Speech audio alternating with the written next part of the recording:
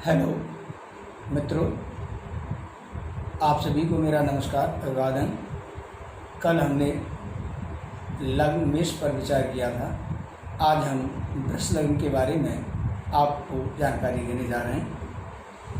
वृष लग्न शुक्र ग्रह का लग्न है।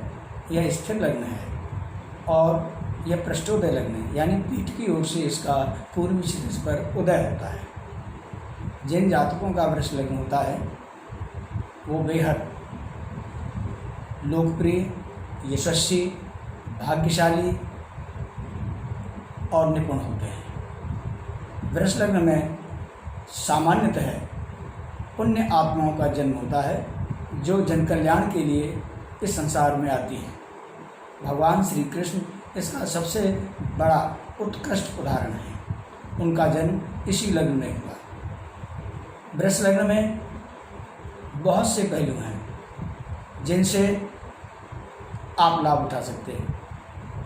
आप में से किसी का भी वृष लग्न है तो आप इन बातों पर ध्यान दें। वृष लग्न में भगवान श्री कृष्ण इष्ट होते हैं और आपको शुक्र ग्रह की कृपा मिलेगी यदि आप शुक्र ग्रह का व्रत रखेंगे। शुक्र ग्रह इस कुंडली का की प्लैनेट होता है, लेकिन राज्योन्नति उसके लिए शनि योग कारक होते हैं। शुक्र और शनि में परम मित्रता है, तो वृष लग्न में शनि भाग्य और दशम स्थान के मालिक बन जाते हैं। शुक्र ग्रह की एक खूबी है वृष लग्न में, यदि यह ग्रह अपनी त्रिकोण राशि तुला में बैठ जाए जन्म काल में, तो निश्चित ही व्यक्ति को बड़े राजयोग का सुख मिलता है।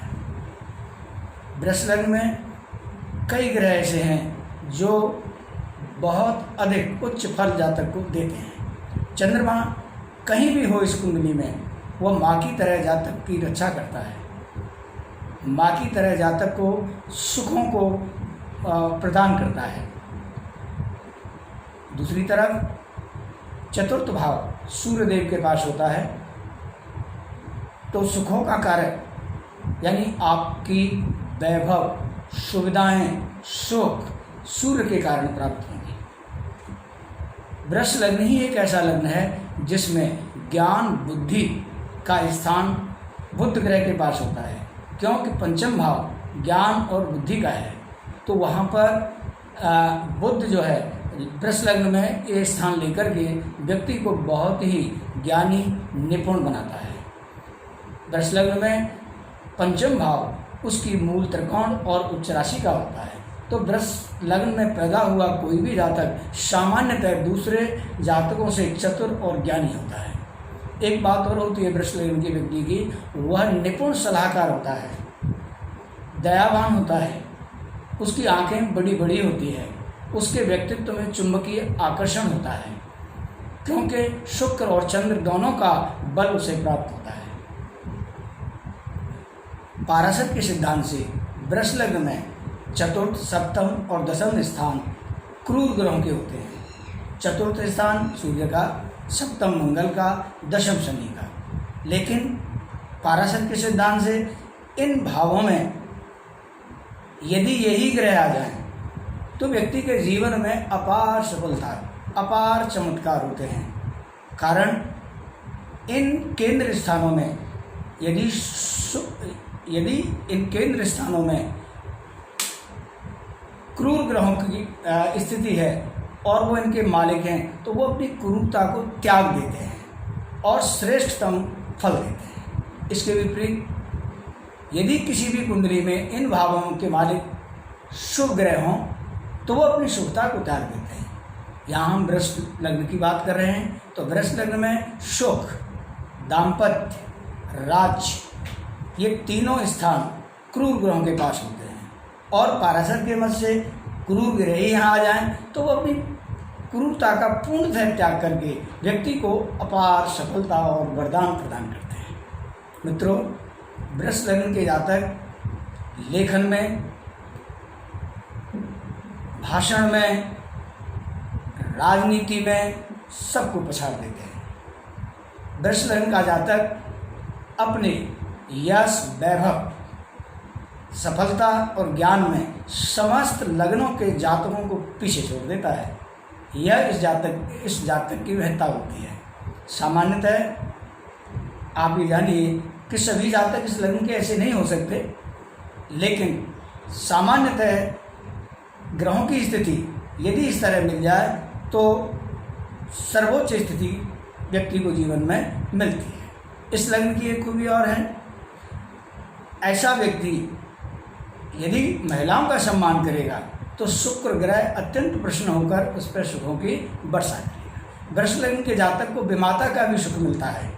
विमाता का अर्थ आप समझते होंगे, यानी माँ के अलावा भी माँ के समतुल्य दूसरी महिला का स्नेह और प्यार और लाड मिलता है।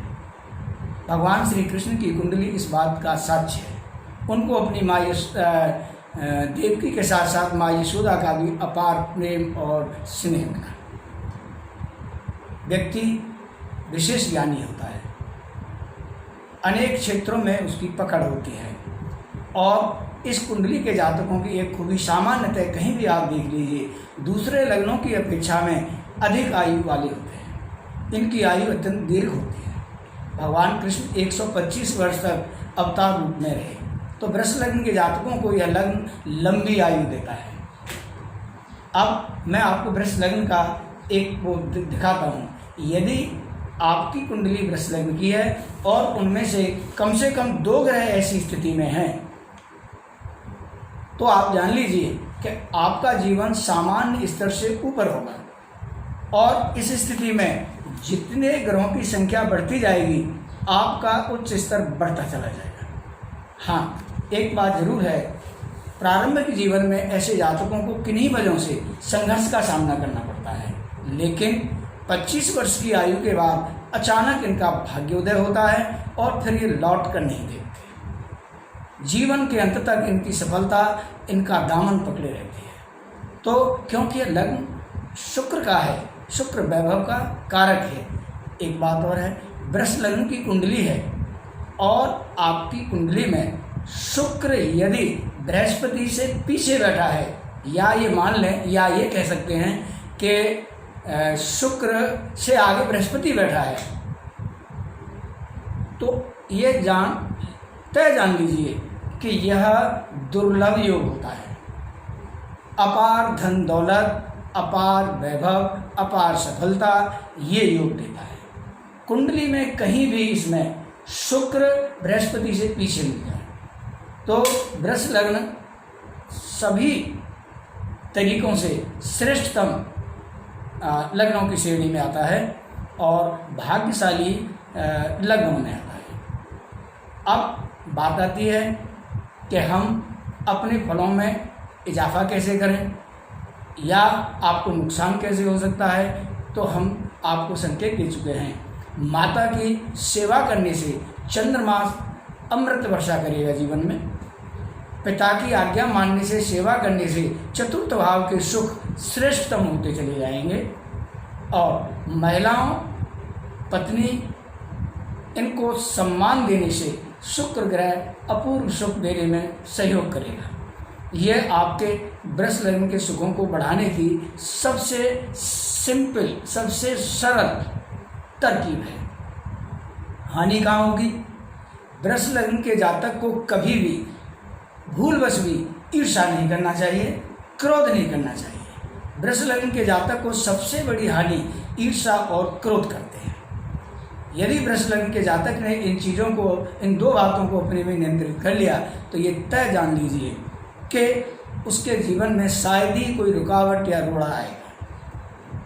जहाँ तक मैंने बताया कि वृष लग्न में शनि योग कारक होते हैं। यदि शनि, जो मैंने आपको भी चित्र दिखाया, उस स्थिति में आ गए हैं तो ये जान लीजिए कि शनि के राजयोग को कोई नहीं रोक सकता है ऐसी कुंडली में। और व्यक्ति बहुत न्यायप्रिय, बहुत विश्वसनीय, एक बात और वृष लग्न की आती है, बहुत ईमानदार और बहुत सही सलाह देने वाले वृष लग्न के जातक होते हैं। फलों में अंतर ग्रहों की पोजीशन के जरूर आता है, फिर भी वृष लग्न में जन्म जिन लोगों का होता है वह कहीं न कहीं पूर्व जन्म के महापुण्यों से जुड़े होते हैं। तो यदि आपका वृष लग्न है तो मैं ये कह सकता हूँ कि आप निश्चित ही पुण्य कमा कर आए हैं पूर्व जन्म में और आप भाग्यशाली हैं। और ज्योतिष के तौर पर या ज्योतिषी के रूप में मैं आपको यहाँ परामर्श देना चाहूँगा कि आप ईश्वर को धन्यवाद देते हुए अपने इस जीवन में इन बातों का अमल करें और सफल बनाएं। पूर्व जन्म के जो संचित पुण्य लेकर आप आए हैं उनको आगे बढ़ाएं, उनको घटने न दें, न ईर्ष्या करें, न क्रोध करें। जो मैंने आपको पात्र बताए हैं उनकी सेवा करें और आपको बहुत जीवन में आनंद मिलेगा। एक चीज़ और, क्योंकि पंचम भाव बुध की मूल और उच्च त्रिकोण राशि पर है, तो ऐसे जातकों की संतान निसंदेह बहुत योग्य होती है, चतुर होती है। यह सुख भी इसमें जुड़ा हुआ है।